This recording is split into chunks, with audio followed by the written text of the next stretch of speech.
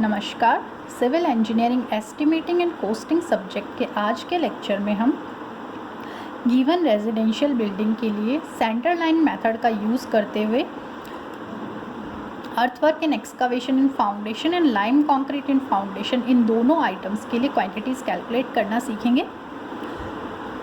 तो यहाँ पे देखिए, हमें प्लान में गिवन है कि हमारे पास दो टाइप की वॉल हैं।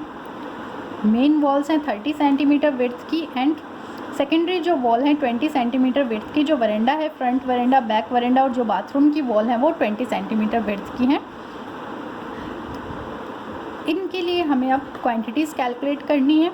तो जब हम सेंटर लाइन मेथड की बात करते हैं तो फर्स्ट स्टेप हमारे कैलकुलेशन की होती है कि हमें टोटल सेंटर लाइन की लेंथ कैलकुलेट करनी होती है। टोटल सेंटर लेंथ हम कैलकुलेट करते हैं, वो हम लास्ट लेक्चर में कर चुके हैं। राइट हैंड साइड में जो सेम टाइप की वॉल्स की सेंटर लेंथ कैलकुलेट करते हैं। तो जो मेन वॉल्स हैं, लेफ्ट साइड में bedroom, drawing room and right hand side में जो दो बेडरूम है, इनकी जो मेन वॉल है 30 सेंटीमीटर की है, सेम टाइप की वॉल है, तो उनको ऐड करके हमने टोटल सेंटर लेंथ निकाली थी। Of back verandah, bathroom and front verandah की जो वॉल्स हैं उनको ऐड करके हमने 20 सेंटीमीटर जो विड्थ की वॉल है उनके लिए टोटल सेंटर लेंथ निकाली थी। यहाँ पे देखिए जंक्शन शो किए गए हैं। तो जो जंक्शन है, जो हम टोटल सेंटर लेंथ निकालते हैं, यहाँ पे एक बार डिस्कस करते हैं। फर्स्ट जो हम आइटम कैलकुलेट कर रहे हैं वो है अर्थवर्क इन एक्सकवेशन इन फाउंडेशन। तो मेन जो वॉल्स हैं उनके लिए अलग कैलकुलेशन करेंगे और जो वरेंडा वॉल्स एंड बाथरूम की जो 20 सेंटीमीटर थिकनेस की वॉल है उसके लिए अलग कैलकुलेशन करेंगे। तो फर्स्ट जो हमें चाहिए वो डेटा होगा लेंथ यहाँ पे हमें नेट लेंथ लेनी है। टोटल सेंटर लेंथ हमने कैलकुलेट की थी, लेकिन यहाँ पे जंक्शन है तो हमें जो मेन रेस्पेक्टिव वॉल होती है उसकी हाफ विड्थ डिडक्ट करनी होती है ताकि हम नेट लेंथ पता कर सकें।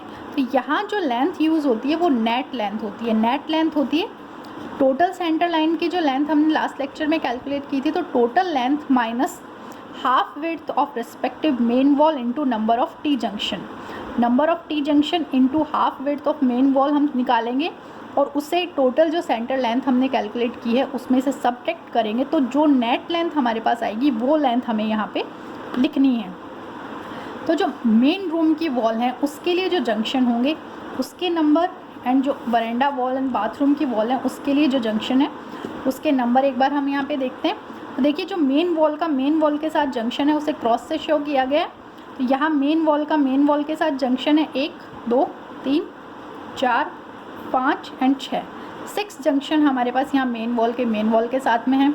सेम तरीके से 5 जंक्शन प्लस से शो किए गए हैं मेन वॉल के 20 सेंटीमीटर वॉल के साथ, 30 सेंटीमीटर विड्थ की वॉल के 20 सेंटीमीटर विड्थ की वॉल के साथ। जैसे यहाँ पे प्लस से शो किया गया 1, 2, 3, 4, 5 जंक्शन एंड जो 20 सेंटीमीटर की वॉल का 20 सेंटीमीटर वॉल के साथ जंक्शन है वो यहाँ पे माइनस से शो किया गया है। तो हमें नंबर ऑफ जंक्शन पता चल गए हैं। टोटल सेंटर लेंथ हमने लास्ट लेक्चर में कैलकुलेट की थी। अब हम यहाँ से कैलकुलेशन स्टार्ट करते हैं अर्थवर्क इन एक्सकवेशन इन फाउंडेशन फर्स्ट आइटम के लिए।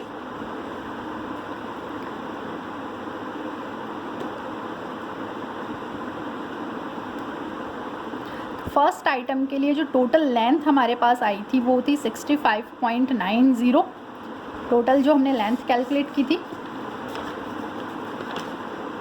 यहाँ से लेफ्ट साइड का bedroom, drawing room and right side के जो दो बेडरूम थे उनकी टोटल लेंथ हमने कैलकुलेट की थी। तो टोटल सेंटर लेंथ हमारे पास आई थी मेन जो सेम टाइप की वॉल है 30 सेंटीमीटर की वॉल्स के लिए 65.90।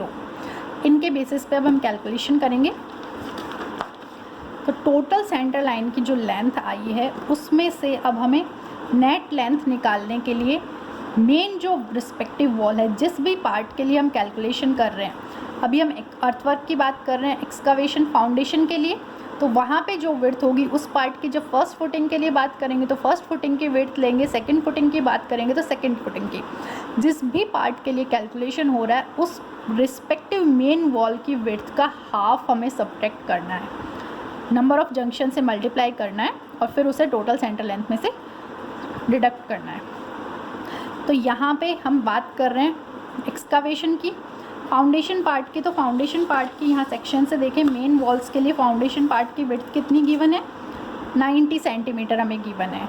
तो जो हम हाफ लेंगे वो 90 सेंटीमीटर का हाफ करेंगे।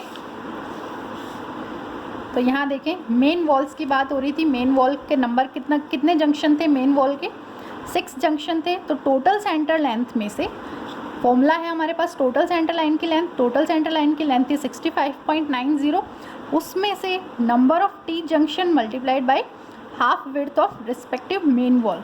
तो नंबर ऑफ जंक्शन कितने आए मेन वॉल के साथ में 6 मल्टीप्लाई बाय रिस्पेक्टिव विड्थ कितनी है, क्योंकि हम एक्सकावेशन पार्ट की बात कर रहे हैं तो फाउंडेशन में विड्थ जो है वो फाउंडेशन की 90 सेंटीमीटर है। तो 0.90 divide by 2 respective main wall का हाफ करना है। तो रिस्पेक्टिव वॉल 90 सेंटीमीटर की थी तो उसका half multiply by number of junction 6 हैं। इसको हम टोटल सेंटर लेंथ में से सब्ट्रैक्ट करेंगे तो हमारे पास नेट लेंथ आएगी 63.20 मीटर। वो नेट लेंथ हमने यहाँ लिख दी है 63.20 मीटर। ब्रेथ हमें पता है यहाँ सेक्शन से फाउंडेशन पार्ट के लिए 90 सेंटीमीटर होती है, तो वो ब्रेथ हमने यहाँ लिख दी है। सेम तरीके से हाइट की बात करते हैं तो एक्सकावेशन ग्राउंड लेवल से कंक्रीट ब्लॉक तक टोटल जो डेप्थ में हम जाते हैं तो सारा ऐड करते हैं 30 + 20 + 20 + 30, टोटल हमारे पास 1 मीटर हो गया। टोटल डेप्थ आ गई 1 मीटर। तीनों को मल्टीप्लाई करेंगे, नंबर 1 होता है सेंटर लाइन मेथड में, जब हम ऐड कर चुके हैं सारी लेंथ को तो नंबर 1 हो जाएगा। तीनों को मल्टीप्लाई किया तो क्वांटिटी आ गई 56.88 क्यूबिक मीटर। सेम तरीके से अब हम बात करते हैं वरेंडा की जो वॉल है एंड बाथरूम की जो वॉल है उसके लिए। तो 5 जंक्शन तो हमने डिस्कस किया था कि 5 तो जो 20 सेंटीमीटर की वॉल के 30 सेंटीमीटर की वॉल के साथ में जंक्शन थे और एक जंक्शन था 20 सेंटीमीटर की वॉल का 20 सेंटीमीटर की वॉल के लिए वॉल के साथ। तो जंक्शन के लिए हमें डिडक्ट करना है।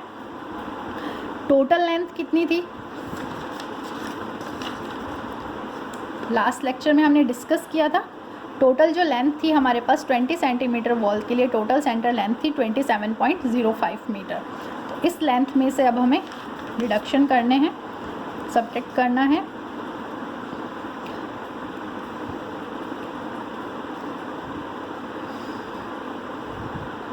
तो वरेंडा वॉल के लिए एंड बाथरूम वॉल जो इंक्लूडेड है उसके लिए 27.50 में से हमें सब्ट्रैक्ट करना है मेन वॉल की विड्थ का half multiply by number of T junction. तो टी जंक्शन मेन वॉल के साथ में 5 है तो 5 मल्टीप्लाई बाय मेन वॉल की विड्थ का हाफ, मेन वॉल 90 सेंटीमीटर है एक्सकावेशन के केस में, तो 90/2 मल्टीप्लाई बाय 5 एंड एक जंक्शन एक हमारे पास मेन वॉल 20 सेंटीमीटर वॉल का 20 सेंटीमीटर वॉल से जंक्शन है। तो 20 सेंटीमीटर के केस में जो विड्थ है वो कितनी है, 60 सेंटीमीटर है हमारे पास। जो verandah wall and bathroom wall का सेक्शन है वो ये है हमारे पास। यहाँ पे जो फाउंडेशन पार्ट है उसकी विड्थ कितनी है, 60 सेंटीमीटर। तो इस 60 सेंटीमीटर पार्ट के लिए हमें अब डिडक्शन करना है। तो number of junction 20 centimetre wall का 20 सेंटीमीटर से एक है, तो number of junction 1 multiply by जो रिस्पेक्टिव मेन वॉल है। तो फाउंडेशन पार्ट में 20 सेंटीमीटर वॉल के लिए विड्थ 60 सेंटीमीटर है, तो 60/2 सब्ट्रैक्ट करेंगे तो टोटल जो लेंथ आएगी हमारे पास वो नेट जो लेंथ आएगी 24.50। वो लेंथ हमें यहाँ लिखनी है। ब्रेथ हमें पता है 20 सेंटीमीटर वॉल के लिए जो क्रॉस सेक्शन है उसमें गिवन है फाउंडेशन पार्ट की विड्थ है 60 सेंटीमीटर, वो विड्थ हम यहाँ लिखेंगे 0.60 मीटर। हाइट 50 सेंटीमीटर है यहाँ पे। 20 सेंटीमीटर वाले क्रॉस सेक्शन से देखें ग्राउंड लेवल के नीचे 20 + 20 + 10 टोटल ऐड करेंगे ग्राउंड के नीचे यहाँ कंक्रीट ब्लॉक तक आने के लिए, बेड तक आने के लिए, तो वो बनेगा 50 सेंटीमीटर 0.50 मीटर। तीनों को मल्टीप्लाई किया तो टोटल जो क्वांटिटी आएगी हमारे पास अर्थ वर्क की एक्सकावेशन में फाउंडेशन में वो होगी 64.23 क्यूबिक मीटर। सेम तरीके से सेकंड आइटम हम डिस्कस कर रहे हैं लाइम कंक्रीटिंग फाउंडेशन। तो मेन वॉल्स की रूम की मेन वॉल है उनके लिए एंड जो वरेंडा एंड बाथरूम की वॉल है उनके लिए तो लेंथ सेम होगी। कंक्रीट जो कंक्रीट का बेड हम प्रोवाइड करते हैं फाउंडेशन में उसकी लेंथ एंड ब्रेथ जो अर्थवर्क की लेंथ एंड ब्रेथ हम कैलकुलेट करते हैं उसके बराबर ही होती है, सेम लेंथ आती है। तो यहाँ पे जो मेन वॉल्स के लिए लेंथ आ रही है वो सेम है, जैसे ही हमने यहाँ पे कैलकुलेट की थी वो सेम लेंथ आएगी, सेम ब्रेथ आएगी, सिर्फ हाइट का डिफरेंस है। तो हाइट यहाँ पे देखें, हमें मेन वॉल्स के लिए क्रॉस सेक्शन जो गिवन है उसके अंदर कंक्रीट ब्लॉक की हाइट गिवन है 30 सेंटीमीटर। तो यहाँ से 30 सेंटीमीटर हाइट लिखेंगे, मल्टीप्लाई करेंगे तो टोटल क्वांटिटी आ जाएगी। अब बात करते हैं बरामदा की एंड बाथरूम की जो वॉल्स हैं उसके लिए अब हमें कैलकुलेशन करना है। तो टोटल जो सेंटर लेंथ थी वो 27.05 थी, उसमें से कुछ पार्ट हमें यहाँ पे डिडक्ट करना है। जो मेन वॉल के साथ में जंक्शन था 5 और 20 सेंटीमीटर का 20 सेंटीमीटर के साथ जंक्शन था 1। तो इसके लिए अब हम कैलकुलेशन करते हैं।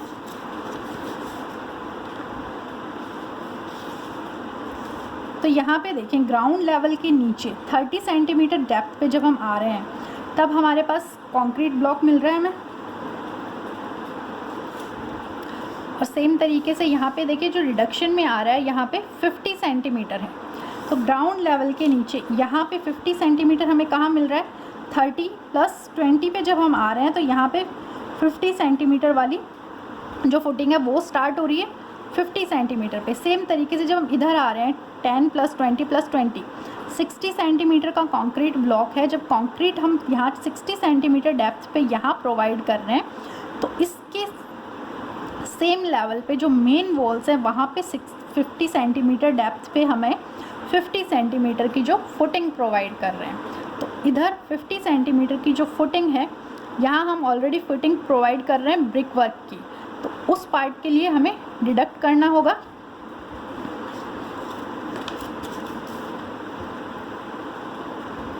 तो सेम लेवल पे जो ब्रेथ हमारे पास आएगी उसका हाफ हम यहाँ पे सब्ट्रैक्ट करेंगे। तो जब 50 सेंटीमीटर डेप्थ पे हम गए हैं, यहाँ पे तो कंक्रीट प्रोवाइड कर रहे हैं और यहाँ पे जब 50 सेंटीमीटर डेप्थ पे आते हैं हमारे पास तो यहाँ पे फुटिंग स्टार्ट हो रही है। तो यहाँ पे फुटिंग वाला पार्ट डिडक्ट होगा। तो मेन ब्रेथ का फुटिंग वाला पार्ट है तो फुटिंग वाले पार्ट का हाफ हम यहाँ सब्ट्रैक्ट करेंगे। और यहाँ पे कंक्रीट का बेड है 60 सेंटीमीटर विड्थ का, तो उसका हाफ यहाँ पे डिडक्ट होगा। तो टोटल जो लेंथ आएगी नेट वो बनेगी 25.50 मीटर, वो लेंथ हमने लिख दी है।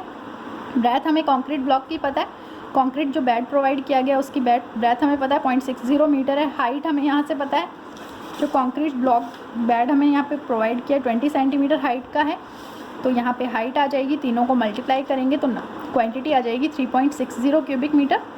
ऐड करेंगे तो टोटल क्वांटिटी आ गई है 20.12 क्यूबिक मीटर। बाकी आइटम्स को हम नेक्स्ट लेक्चर में डिस्कस करेंगे।